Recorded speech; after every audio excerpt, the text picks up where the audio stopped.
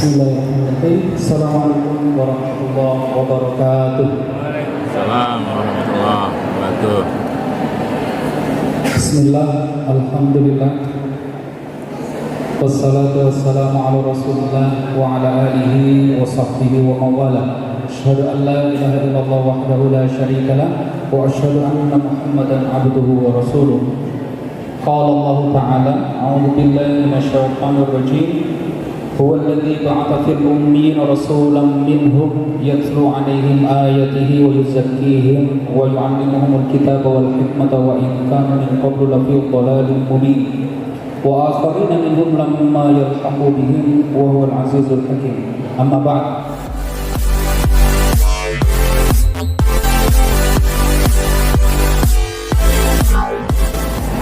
الكلمة الثانية هي كلمة الترحيب سيلقيها رئيس المعهد الرحمة للبنات فإلى أستاذ Alimin Mukhtar Al-Bakalarius falyatafadhal mashkura.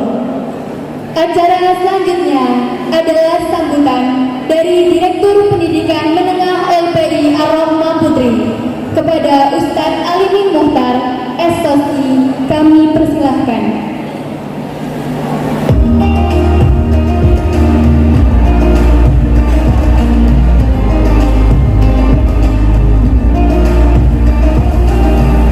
Bismillahirrahmanirrahim. Assalamualaikum warahmatullahi wabarakatuh. Assalamualaikum warahmatullahi wabarakatuh. Bismillah, alhamdulillah, wassalatu wassalamu ala rasulillah wa ala alihi wa sahbihi wa mawala. Asyhadu an la ilaha illallah wahdahu la syarika lah wa asyhadu anna Muhammadan abduhu wa rasuluh. Qala Allah ta'ala, a'udzu billahi minasyaitonir rajim. هو الذي بعث في الأمين رسولا منهم يتلو عليهم آياته ويزكيهم ويعلمهم الكتاب والحكمة وإن كانوا من قبل لفي ضلال مبين وآخرين منهم لما يلحقوا بهم وهو العزيز الحكيم. أما بعد. Yang kami hormati, yang kami muliakan Bapak Dr. Andes Kiai Haji Abdul Malik, demikian juga yang kami hormati, yang kami muliakan Bapak Dr. Haji Muhammad Arifin, Kepala BD Potret Kemenang Kabupaten Malang, yang kami muliakan segenap pengurus yayasan LPI Ar-Rahmah Putri Pesantren Hidayatullah Malang, demikian juga segenap dewan guru, ustaz-ustazat di lingkungan Pesantren Hidayatullah Malang, Ar-Rahmah Putri 1, Ar-Rahmah Putri 2, Ar-Rahmah Tahfidz, Ar-Rahmah Putra 1. Demikian juga segenap wali santri dan tamu undangan yang dirahmati Allah Subhanahu wa taala. Bapak Ibu yang dirahmati Allah Subhanahu wa taala, pagi ini syukur alhamdulillah Allah Subhanahu wa taala mengkaruniakan kepada kita suasana yang saya akui lain daripada yang lain. 2 tahun bisa lupa menyapa anak juga ini ya. Anak-anak yang dirahmati Allah Subhanahu wa taala. Ini yang kelas 12, kelas 6 kalau kasus, demikian juga santri-santri yang nanti di kelas kita yang ada di panggung di atas itu ya. Suasana hari ini alhamdulillah saya gembira banget, saya tergembira sekali. Hari ini adalah momen yang luar biasa. Sudah 2 tahun kita biasanya kalau untuk acara seperti ini online Bapak Ibu, hanya mantengin di komputer, lihat layar. Dengan segenap pertolongan dari Allah Subhanahu wa taala hari ini kita bisa sama-sama berkumpul di majelis ini. Semoga Allah Subhanahu wa taala memberikan kepada kita semuanya perlindungan, kesehatan dan juga pertolongan dan barokahnya insyaallah. Amin. Bapak Ibu yang dirahmati Allah Subhanahu wa taala, ustaz-ustazah, selama 2 tahun suasana yang sama-sama sudah kita maklumi, syukur alhamdulillah LPI Ar-Rahmah Putri Pesantren Hidayatullah Malang tetap dapat menyelenggarakan proses pembelajaran itu dengan tatap muka PTM, tentu dengan segenap dukungan dari segenap pihak, mulai dari wali santri yang dengan segala macam dramanya tetap mempercayakan putrinya untuk belajar di pesantren. Matur nuwun sangat atas kepercayaannya.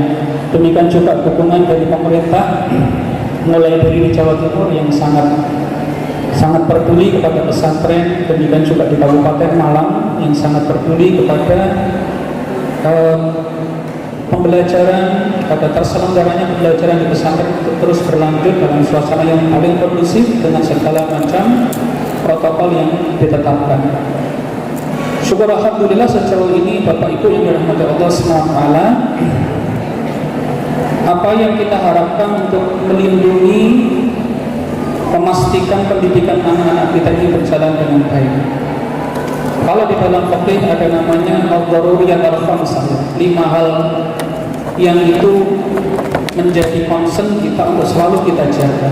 Di antaranya adalah hifdzul aql, hifdzul din, menjaga, memastikan bahwa din dalam kasus anak-anak kita, agama anak-anak kita tetap terjaga, akal pikiran anak-anak kita tetap terjaga. Nah, kenapa pesantren kemudian selama masa pandemi kemarin itu bersikeras dan berusaha semaksimal mungkin untuk memastikan putri-putri kita, putra-putra kita juga untuk bisa tetap belajar secara langsung, semata-mata karena kita yakin bahwa pendidikan yang secara langsung itulah yang paling baik. Sebab bagaimanapun juga kalau namanya praktek sholat berjamaah itu yang nggak bisa kecuali anak itu harus ngumpul. Yang namanya talaki untuk ngaji Quran itu ya paling efektif kalau bertemu dengan guru. Itulah makanya kami mengupayakan sedapat mungkin lingkungan pesantren itu aman bagi anak-anak, aman bagi ustadz-ustadzahnya, dan alhamdulillah sampai sejauh ini Allah memberikan banyak sekali karunia kepada kita dan itu meluber pada anak-anak kita.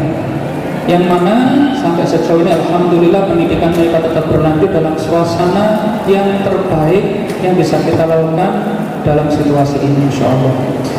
Kami mengucapkan terima kasih banget, terima kasih sekali kepada segenap pihak yang selama ini memberikan dukungan, kepercayaan kepada pesantren. Tanpa dukungan, kepercayaan panjenengan, tentu kami tidak bisa melaksanakan seperti ini. Kalau Bapak Ibu kemudian tidak percaya kepada pondok terus anaknya ditaruh di rumah, ya pondoknya nggak bisa jalan. Kalau kemudian pemerintah tidak juga mengizinkan, tentu juga kita tidak bisa berjalan. Dan alhamdulillah pesantren bersiap, pemerintah mengizinkan, wali santri mempercayakan, dan Allah kemudian memberikan keberkahan kepada kita semuanya. Amin. Yang kedua, Bapak Ibu yang dirahmati Allah Subhanahu wa taala, situasi seperti ini sebenarnya situasi yang sama-sama kita kangenin gitu ya. Kami berkali-kali mendapati bahwa komunikasi kalau lewat WA, lewat YouTube itu sering miskomunikasi. Maksudnya A ditangkap B, maksudnya B ditangkap C. Akhirnya nggak nyambung gitu ya. Menjelaskan panjang lebar itu kalau pakai WA itu kan nggak ada senyumnya gitu. Jadi kita maksudnya halus ternyata direspon katanya kasar. Kita ini maksudnya menjelaskan dianggap marah. Repot ini ya. Kenapa? Karena nggak melihat wajahnya. Sementara kalau pakai Zoom, namanya Zoom, kadang-kadang kendala sinyal. Sudah ngomong, ternyata yang di sana, Pak, kok suaranya nggak kedengaran? Terus kadang ngomong setengah jam, ternyata suaranya tidak ada.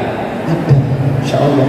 Nah, alhamdulillah kita hari ini dapat berkumpul dan sama-sama sudah sama-sama kita mafhumi. Sebenarnya salah satu yang tidak tergantikan itu adalah kunjungan bagi anak-anak ya.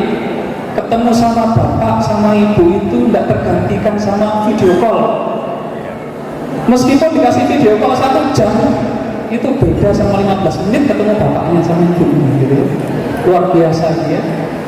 Jadi Masya Allah, Bapak Ibu yang bersedia hadir, bisa hadir, ini sebuah karunia besar bagi kami, juga bagi anak-anak yang hari ini kemudian mereka bisa melihat Bapak Ibunya secara langsung. Yang biasanya ini Masya Allah, kalau kelas 7 Bapak Ibu yang masuk kelas 7 tahun 2000 atau 2000 awal pandemi itu, maka mereka ini nyaris belum pernah dikunjungi Bapak Ibunya sampai sekarang. Baru 1 kali kemarin ngesakno saja.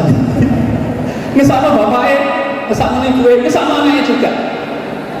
Begitu juga yang kelas 2 sekarang, kelas 8, kelas 11 ini.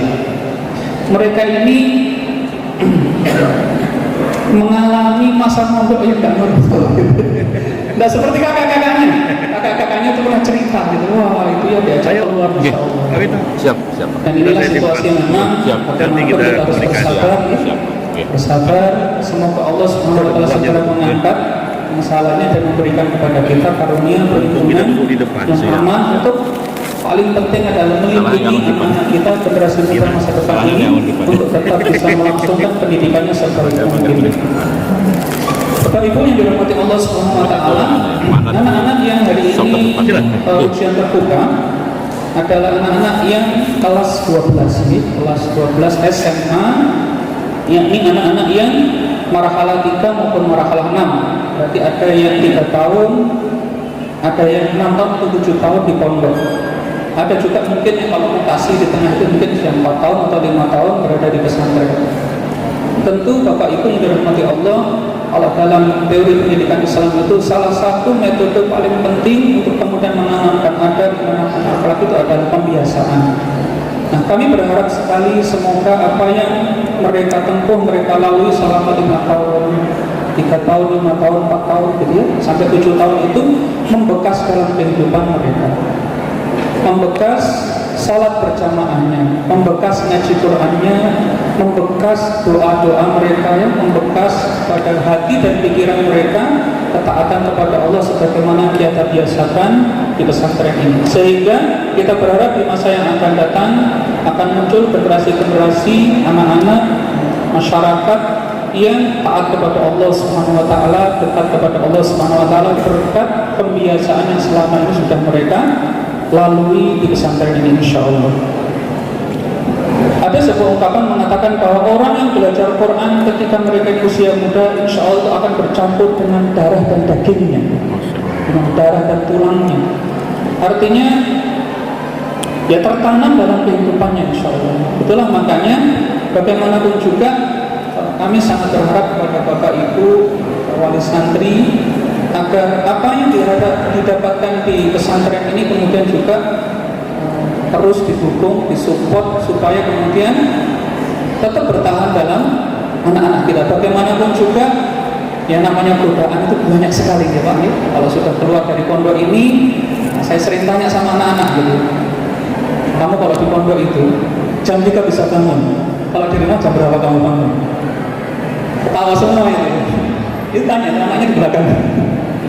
Kalau kamu itu, saya sering menyaksikan, Bapak Ibu mungkin tidak tahu, saya tiap hari menyaksikan anak-anak itu, ustadz di sini menyaksikan anak-anak itu kalau berangkat taklim dinia jam 5 pagi, mereka itu sudah pakai baju seragam, sudah mandi, sudah wangi.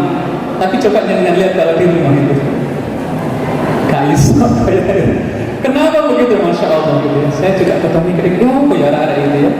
Apa perlu di rumah itu kayaknya Bapak Ibu itu kasih lonceng gitu ya. Jam 3 pagi fa'alu, jadi kalau kayak di pondok gitu ya. Nanti biar bangun semuanya. Tapi insya Allah saya sendiri juga di pesantren dulu ya.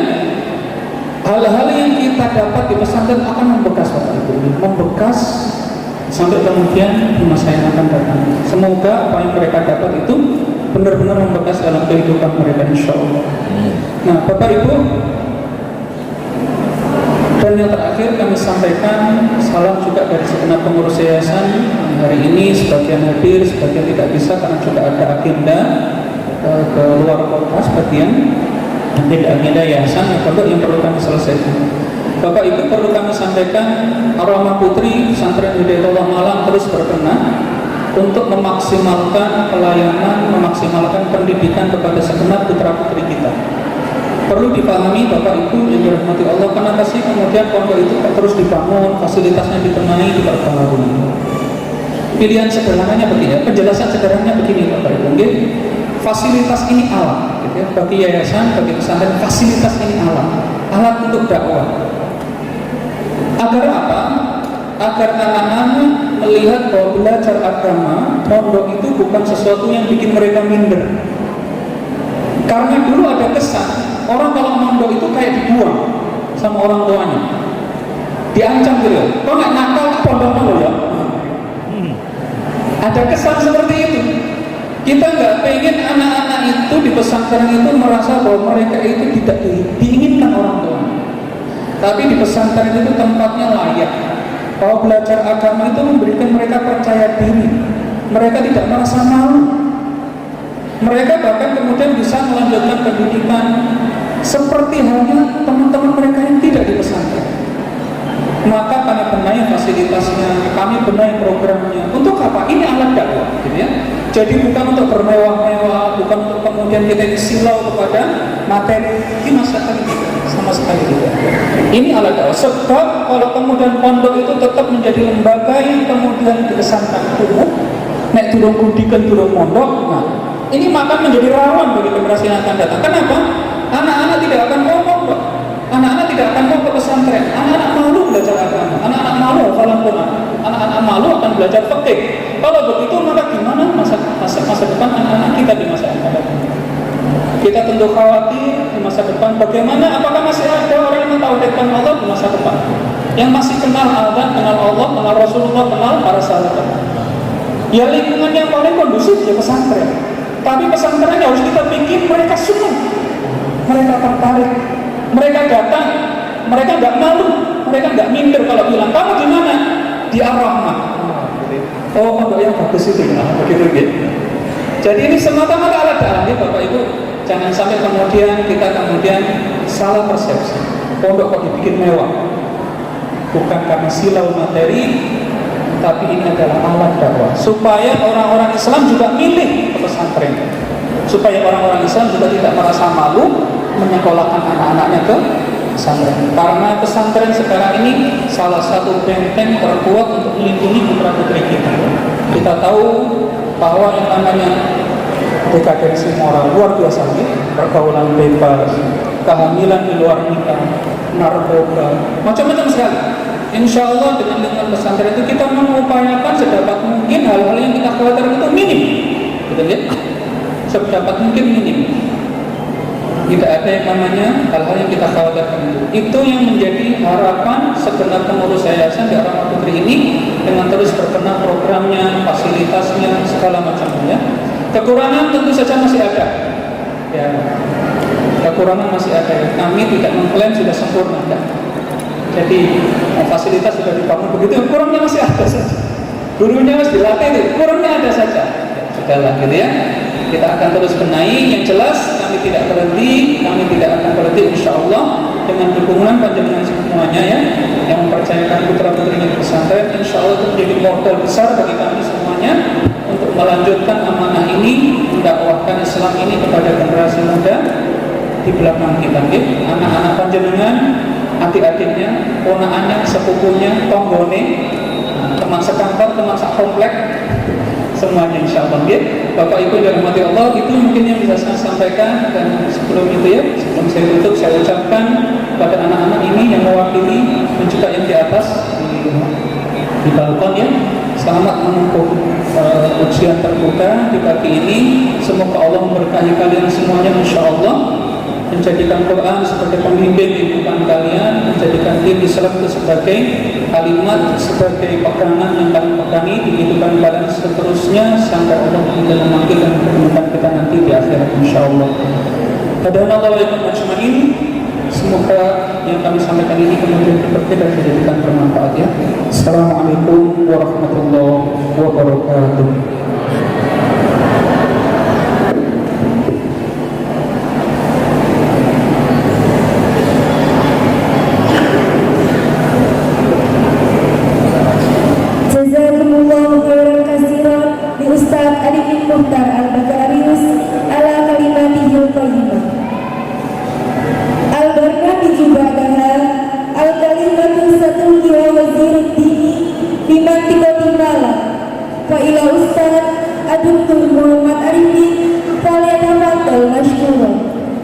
Sambutan selanjutnya ialah sambutan yang akan disampaikan oleh Kepala Seksi Pendidikan Dunia Pondok Pesantren Kementerian Agama Kabupaten Malang kepada Bapak Dr. Muhammad Arifin atau yang mewakili, kami persilahkan.